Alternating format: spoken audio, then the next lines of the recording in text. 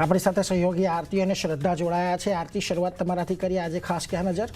जी घણા બધા કાઉન્ટર ફોકસમાં રાખવાના છે। ઓઇલ ઇન્ડિયા સૌથી પહેલાં એની સાથે શરૂઆત કરીએ તો જે રીતના સમાચાર બનતા દેખાઈ રહ્યા છે, જે નુમાલીગઢ રિફાઇનરી છે એને નવરત્ન CPSC દરજ્જો આપવા માટેની મંજૂરી ખાસ કરીને મળતી દેખાઈ રહી છે। અને હવે આ નુમાલીગઢ રિફાઇનરી હવે CPSCમાં 27મી નવરત્ન જે છે ત્યાંથી બનતી દેખાઈ રહી છે।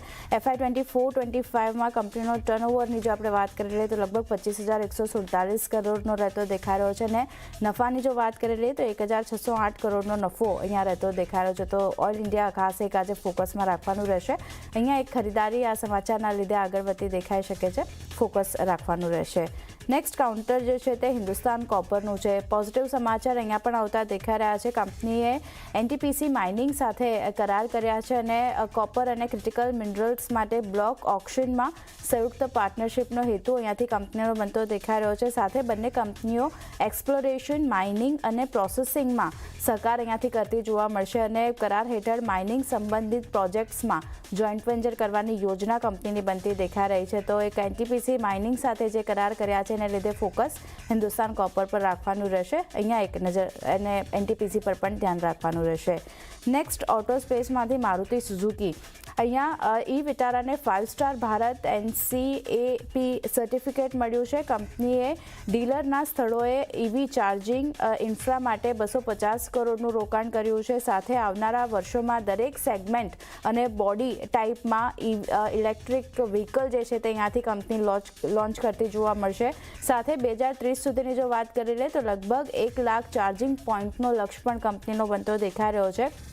2026થી ખાસ કરીને ઈ વિટારાનું સેલ્સ જે છે તે આપણને શરૂ થતું જોવા મળશે અને ઈ વિટારામાં 543 કિલોમીટરની ડ્રાઇવિંગ રેન્જનો કંપની અત્યારે દાવો કરી રહી છે। તો ખાસ એક પોઝિટિવ સમાચાર જે રીતના આવતા દેખાઈ રહ્યા છે, 5 સ્ટાર ભારત NCAP રેટિંગ ઈ વિટારાને જે મળતું દેખાઈ રહ્યું છે એને કારણે ફોકસ આજે ઓવરઓલ મારુતિ સુઝુકીના કાઉન્ટર પર રાખવાનું રહેશે। નેક્સ્ટ કાઉન્ટર જે ફોકસમાં રાખવાનું છે બજાજ ફાઇનાન્સનું કાઉન્ટર છે।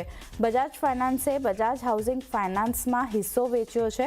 લગભગ 1.99% હિસ્સો અહીંયાથી વેચવામાં આવ્યો છે અને 1588 કરોડમાં બ્લોક ડીલ દ્વારા આ હિસ્સો જે છે ત્યાંથી વેચવામાં આવ્યો છે અને કારણે બજાજ ફાઇનાન્સના કાઉન્ટર પર પણ ધ્યાન રાખવાનું રહેશે। રેલવે સ્પેસમાંથી IRFCનું કાઉન્ટર છે। પોઝિટિવ કરાર કરવાના સમાચાર અહીંયા આવતા દેખાઈ રહ્યા છે। સુમિતોમો મિત્સુઈ બેંક સાથે અહીંયા કરાર કર્યા છે IRFCએ। લગભગ $300 મિલિયન લોન દ્વારા મેળવવા માટેના આ કરાર જે છે ત્યાંથી કરવામાં આવ્યા છે, એટલે એક ધ્યાન રાખવાનું રહેશે IRFCના કાઉન્ટર માટે પણ।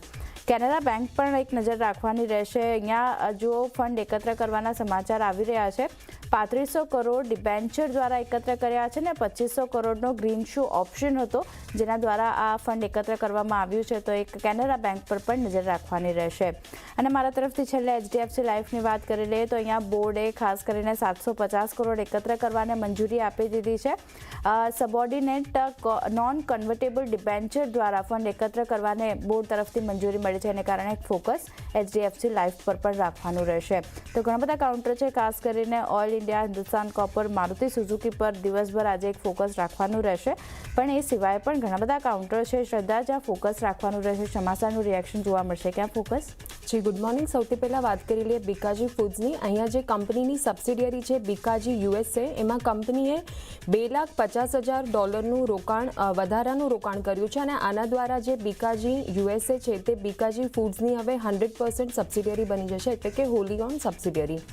ત્યારબાદ CIE ઓટોમેટિવ ઇન્ડિયાની વાત કરીએ તો અહીંયા જે કંપનીની સબસિડિયરી છે તેમણે એમ્પિન એનર્જી 31માં 39.91% હિસ્સાનું અધિગ્રહણ કર્યું છે અને જે એમ્પિન એનર્જી 31 છે તે સ્પેશિયલ પર્પઝ વ્હીકલ છે, એટલે કે SPV છે અને હવે આ અધિગ્રહણ બાદ તેઓ એસોસિએટ કંપની બની જશે। RPP ઇન્ફ્રા, અહીંયા કંપનીને તમિલનાડુમાં 25 કરોડનો રોડ બનાવવાનો એક પ્રોજેક્ટ મળ્યો છે। તો આરપીપી ઇન્ફ્રા પર નજર રાખવાની રહેશે. ત્યારબાદ ફાઇનાન્સ સ્પેસમાંથી મોતીલાલ ઓસવાલ ફાઇનાન્શિયલ સર્વિસીસની વાત કરીએ. કંપનીએ 300 કરોડના ડિબેન્ચર જાહેર કર્યા છે. ત્યારબાદ બંસલ વાયર પર નજર કરીએ. કંપનીને ટેક્સની નોટિસ મળી છે. ગાઝિયાબાદ ટેક્સ ડિપાર્ટમેન્ટ પાસેથી 202 કરોડનો ઓર્ડર મળ્યો છે અને આ જે ઓર્ડર મળ્યો છે ટેક્સ ઓર્ડર તે નાણાકીય વર્ષ એટલે FY 2021 માટે ઓર્ડર કંપનીને મોકલ્યો છે ટેક્સ ડિપાર્ટમેન્ટે.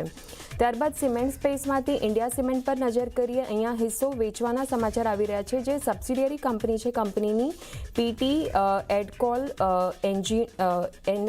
એનરગ્રીન એમાં સંપૂર્ણ હિસ્સો વેચશે કંપની અને આ જે હિસ્સો છે તે 5.4 કરોડમાં આ ડીલ થવાની શક્યતા છે. અને છેલ્લે વાત કરી લઈએ સિયાટની. અહીંયા બોર્ડ બેઠક યોજાવાના સમાચાર આવી રહ્યા છે. 5 ડિસેમ્બર એટલે કે પરમ દિવસે કંપનીની બોર્ડ બેઠક યોજાશે અને આ બેઠકમાં તેઓ બોન્ડ દ્વારા ફંડ એકત્ર કરવા પર વિચારણા કરશે. તો આ બધા જ સ્ટોક જે મેં જણાવ્યા અને આરતીએ જણાવ્યા તેના પર ફોકસ રાખવાનું રહેશે.